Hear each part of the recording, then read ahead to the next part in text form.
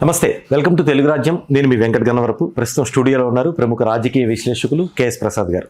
ప్రసాద్ గారు నమస్తే అండి. నమస్తే అండి. ఎలా చూడొచ్చు ఈ మెడికల్ కాలేజీ అంశం, పబ్లిక్ నుంచి వస్తున్న రెస్పాన్స్, ప్రతిపక్షం ఫాలోయింగ్ ఏం చెప్తారు? ఇందులో ప్రతిపక్షం, పాలకపక్షం ఇవన్నీ పక్కకు పెడితే బుర్ర తక్కువ వ్యవహారం ఎప్పుడైతే తలకెత్తుకుంటారో బుర్ర తక్కువ పనుల యొక్క రెప్రికేషన్స్, కాన్సిక్వెన్సెస్ చాలా భయంకరంగా ఉంటాయి. తెలుసో తెలియకో ఒక తప్పుని సరిదిద్దుకోలేని నిస్సహాయ స్థితిలో అనితమ్మ గారిని, ఇంకెవడంటే ఆవిడ సవితమ్మని, వీళ్ళిద్దరినీ బలిపశువులు చేశారని మాత్రం ఖచ్చితంగా చెప్పొచ్చు. ఎందుకంటే ఫ్యాక్ట్స్ అనేవి చాలా భయంకరంగా ఉంటాయి. ఎందుకు అలా భయంకరంగా ఉంటాయంటే నిజాలు ముట్టుకుంటే నిప్పులో కాలిపోతాయి. తెలిసి మాట్లాడారో తెలియక మాట్లాడారో, అక్కడ జరుగుతున్న పరిణామాల మీద అవగాహన రాహిత్యంతో ప్రవర్తించారో అన్నది చాలా important and it will definitely place a vital role. ఆ వైటల్ రోల్ అన్న దగ్గర ఇవాళ మీకు ఎక్కడో పూర్వకాలంలో ఉన్నప్పుడైతే మీరు ఏది చేయలేక అరే మన దగ్గర ఏం లేదు ఇవాళ చెప్పేసాం కాబట్టి అబద్ధాన్ని మనం ఏదో విధంగా జస్టిఫై చేసి వచ్చు అనుకోవచ్చు.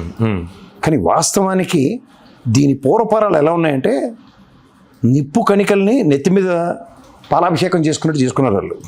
ఇది మెడికల్ కాలేజ్ ఇష్యూస్లో ముఖ్యంగా ఏంటంటే దానికి వాట్ దే ఇనిషియేటెడ్ అన్న దగ్గర బదనాం చేద్దాం అన్న దగ్గర తెలుసో తెలియక వీళ్ళు బదనాం అవుతూ కూర్చున్నారు. ఎలా అంటే ఈ గవర్నమెంట్ ఫంక్షనింగ్ ఆల్మోస్ట్ 16 months అయింది. అవును. ఈ 16 monthsలో వీళ్ళు తెలుసో తెలియకో కొన్ని జీవోలు ఉన్నాయి. ఎట్లా అంటే గవర్నమెంట్ స్టార్ట్ అవగానే first vote on account budget పెట్టారు. అవును. పెట్టిన వెంటనే ఏం చేశారంటే జీవో నెంబర్ 664, అది November 1, 2024 ఏమని చేశారు తెలుసా అండి? ఒంగోలు మెడికల్ కాలేజీ నుండి మచిలీపట్నం ప్రభుత్వ మెడికల్ కాలేజీకి ఒక ప్రొఫెసర్ని ట్రాన్స్ఫర్ చేశారు. మెడికల్ కాలేజీ లేకపోతే ప్రొఫెసర్ని ఎలా ట్రాన్స్ఫర్ చేస్తారు? అక్కడ ఒకటి పప్పులో కాలేశారు. ఈ జగన్మోహన్ రెడ్డిని జోకులు వేసుకుంటూ ఏదో కామెడీ చేస్తూ అన్న దగ్గర ఓట్ ఆన్ అకౌంట్ బడ్జెట్ పెట్టారు. దాంట్లో ఏలూరు, రాజమండ్రి, నంద్యాల కాలేజీలకి అవసరమైన పరికరాల కోసం 241.81 లక్షలు 24-25 ఓట్ ఆన్ అకౌంట్ బడ్జెట్లో అలొకేట్ చేస్తూ జియో నెంబర్ 613 October 15, 2024. అలాగే విజయనగరం కాలేజీకి అసిస్టెంట్ ప్రొఫెసర్ ట్రాన్స్ఫర్ 606 8 October 2024. అలాగే ఏలూరు ప్రభుత్వ మెడికల్ కాలేజీకి ఎల్లాప్రగడ సుబ్బారావు గారని పెన్సిలిన్ ఇంజెక్షన్ కనిపెట్టిన మహానుభావుడు పేరు పెడదాం అనుకున్నారు. నిర్మాణ దశలో ఉంటే ఇవన్నీ ఉండవుగా.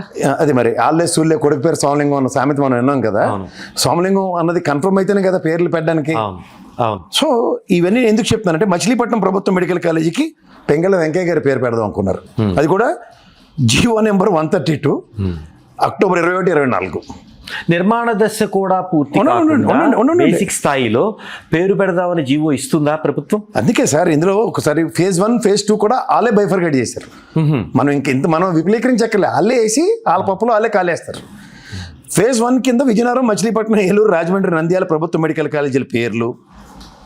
phase 2 కింద ఆదోని, మదనపల్లి, పులివెందుల, మార్కాపురం, పాడేరు ప్రభుత్వ మెడికల్ కాలేజీలకి పేర్లు.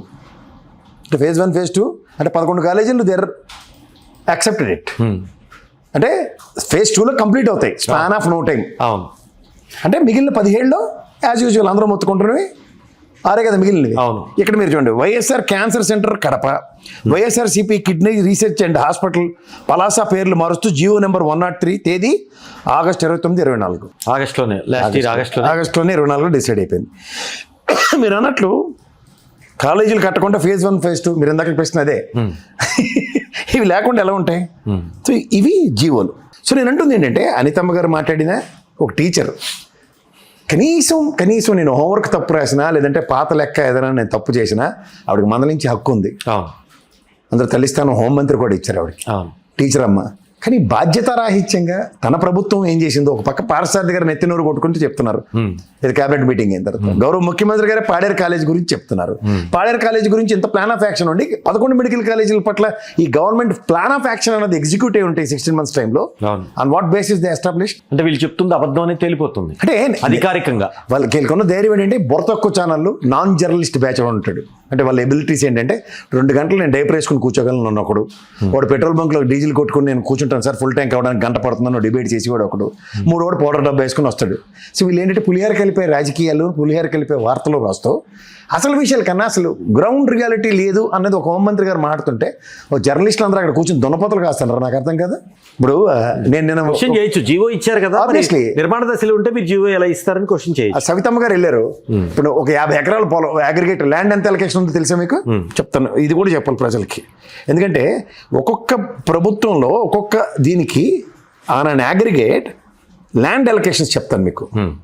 నేను ఇక్కడ ఉన్న ఆఫ్టర్ ఆల్ చిన్నవాడిని నా స్థాయికి నేనే ఇంత డేటా కంపైల్ చేయగలుగుతుంటే వాళ్ళ ప్రభుత్వంలో ఉండి వాళ్ళ దగ్గర డేటాలు లేవంటే ఎంత ఆశ్చర్యకరంగా ఉంది సార్, ఎంత విడ్డూరంగా ఉంది.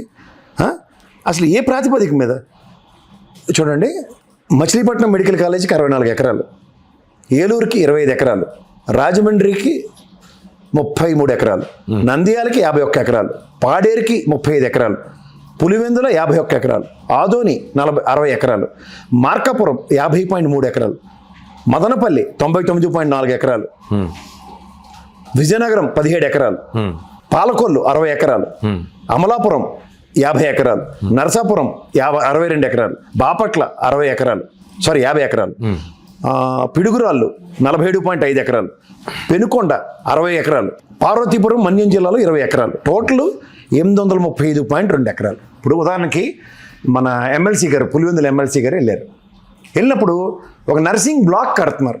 ఆ బ్లాక్ చూపిస్తూ అది ఆల్మోస్ట్ 3 ఫేజ్ కంప్లీట్ అయింది. ప్లాస్టింగ్లు, వాళ్ళు తన కావాల ఎక్విప్మెంట్ అది చూపించి పులివెందుల కాలేజ్ అంతా కట్టలేదంటే, ఇప్పుడు ఉదాహరణకి 50-60 ఎకరాలు ఈ విస్తీర్ణంలో 99 ఎకరాలు మదనపల్లిలో ఉన్న దగ్గర మీరు బిల్డింగ్ ఇక్కడ ఎంతైనా ఒక 5-10 ఎకరాల్లో మించి కట్టగలడు ఎవడైనా. అంతే. ఈ మిగిలిన అంతా ల్యాండ్ చూపించారు అనుకోండి, ఇంత ఖాళీ స్థలంలో ఏం కట్టారని ఎవరిని పక్కదారి పట్టిస్తున్నారు?